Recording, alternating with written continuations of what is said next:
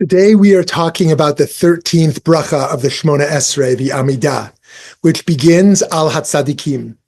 It opens with a list of different categories of admirable people. Al HaTzadikim, on the righteous, Ve'al HaChasidim, and on the pious, Ve'al Ziknei Amcha Beit Yisrael, and on the elders of your people, the house of Israel, Ve'al Pleitat Sofreihem, and on the remnant of their scholars, Ve'al Gerei HaTzedek, and on the converts, and finally, ve'aleinu, and on us.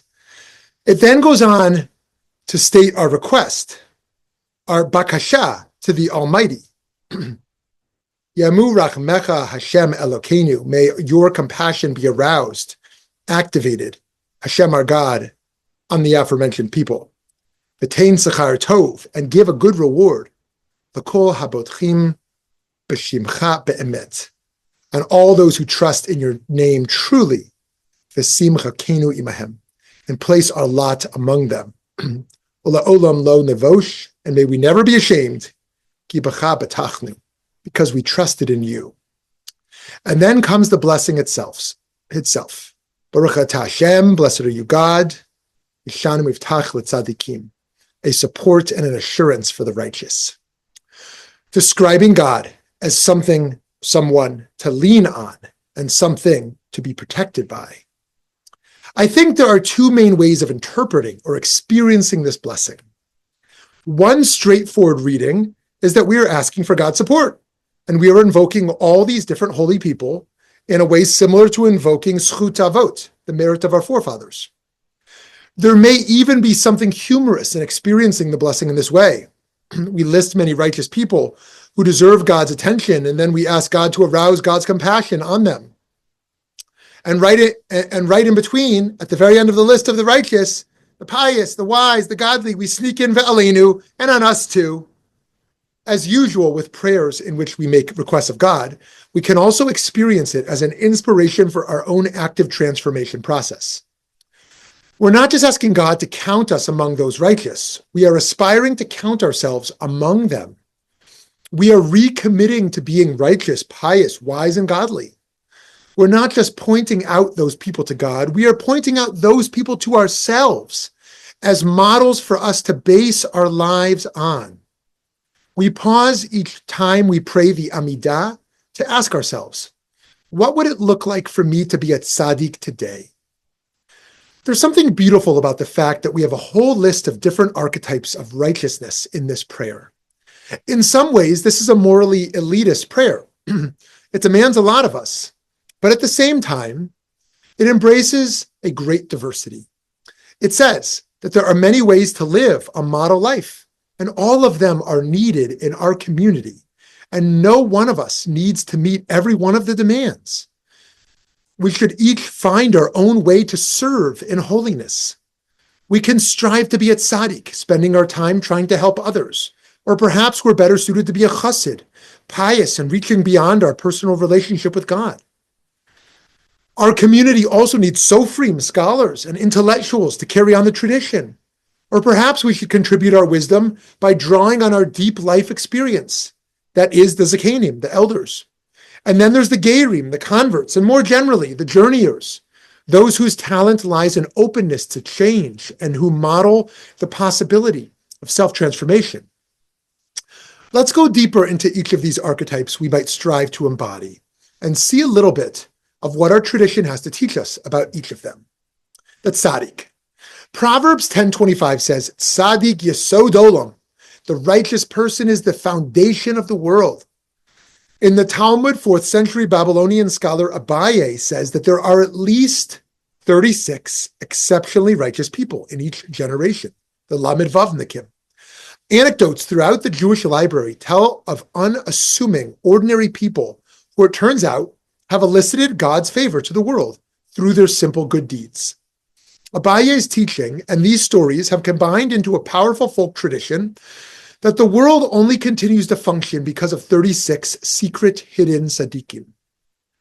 So as we pronounce the words Al HaTzadikim in the Amidah and try to draw inspiration to be more righteous, who is the model to think of?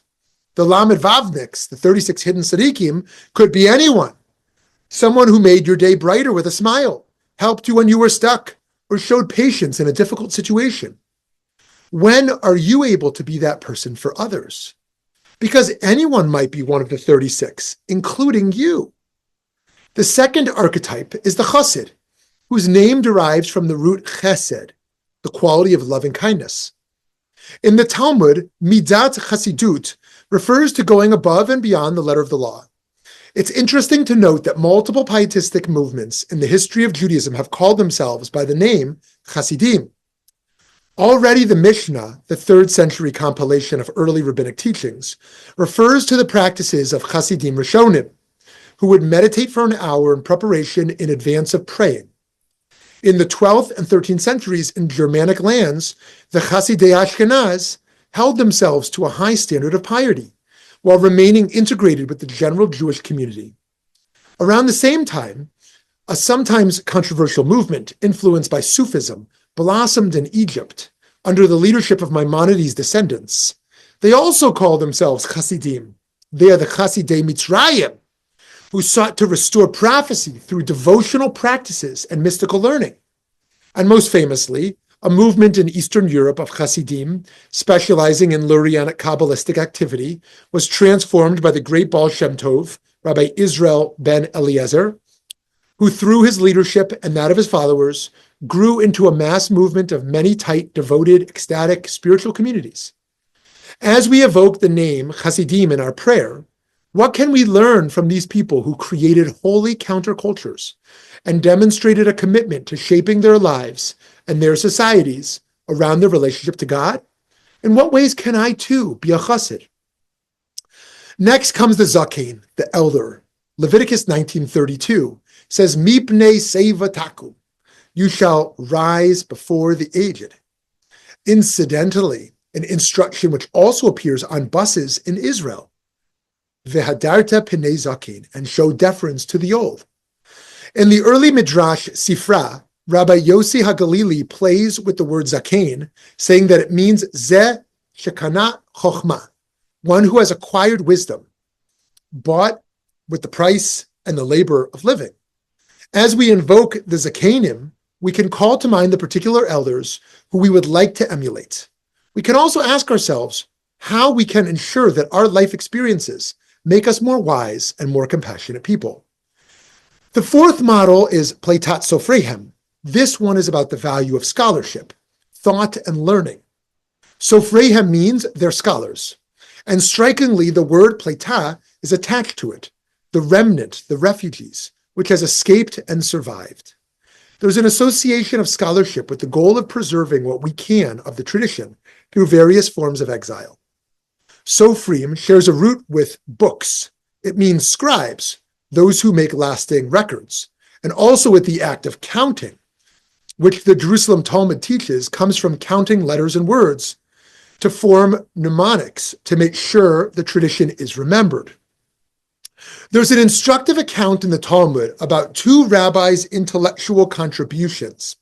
Rabbi Chanina said of himself, God forbid, if the Torah were forgotten from the Jewish people, I would restore it with my analytical reasoning. Rabbi Chia said of himself in response, I am acting so that the Torah will not be forgotten from the Jewish people. What do? I sow flax seeds and weave nets from the flax and trap deer, feed their meat to orphans, and prepare parchment from their hides. I write the 5 books of the Torah and read them to the 5 children, and recite to 6 children the 6 orders of the Mishnah, and I tell them, until I return, read to each other and teach each other. Thus I act so that the Torah will not be forgotten from Israel. Appealing to the merit of the remnants of the scholars can mean asking yourself questions like, what are your patterns of thought and reasoning that shape and are shaped by your ethical commitments? What are you investing time into learning deeply and teaching? What do you care to preserve and pass on to the next generation? The ger, the convert.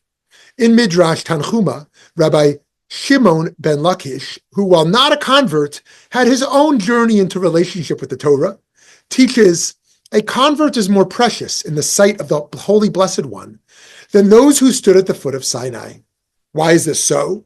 If those who stood at the foot of Sinai had not experienced the thunder, the flames, the lightning, the quaking of the mountain, and the sound of the shofarot, they would not have accepted the yoke of the kingdom of heaven upon themselves. Whereas the converts who witness none of these things makes themselves acceptable to the Holy Blessed One and receives upon themselves the yoke of the kingdom of heaven. Is there anyone more precious than this? While Rebbe Nassim of Breslov teaches, at the time of Matan Torah, the giving of the Torah, all of Israel had the quality of being converts.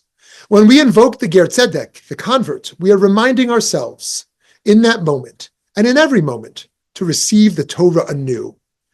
It's an exciting thing, in my opinion, that Gerim are included in this list of the exemplary members of the community. It is easy to imagine a religion in which converts are considered inferior, always striving to achieve the level of people who were born and raised in the religion. This prayer tells converts that we are exalted and to be admired just as we are. In fact, I think Gerim here, meaning strangers, can represent more generally the marginalized of the community, the outsiders, the vulnerable. Their resilience in actively choosing to be present is a merit to remind God of and a quality to cultivate and emulate in each of us. And the last member of the set is Aleinu, us. A story is told of Reb Zusha of Anipol, a special character among early guests of Eastern European Hasidism, who on his deathbed said, "When I reach the next world, I will not be asked, why were you not like Moshe Rabbeinu? I will be asked, why were you not Zusha?" Remember that as we are striving to improve ourselves, holding the inspiration of models of righteousness, the goal is to be the best version of ourselves, not anyone else. This moment in the prayer can be a reminder to be authentically you. To review the types of people we are invoking, the tzaddik, the chassid, the zaken, the sofer, the ger, and us. Every time we recite the Amidah, we are holding these potential selves up and standing in their company. Personally, I love this blessing of the Amidah. Among the other bakashot, the requests, which are really reminders of our values also, like forgiveness and care for the sick and for the land, we also have the value of greatness, and greatness in all its different forms. We are reminding ourselves of our highest goals and aspirations and committing to the preservation of truth and to moral clarity over evil, over nihilism and hopelessness, over the capitalist rat race, and also over popularity.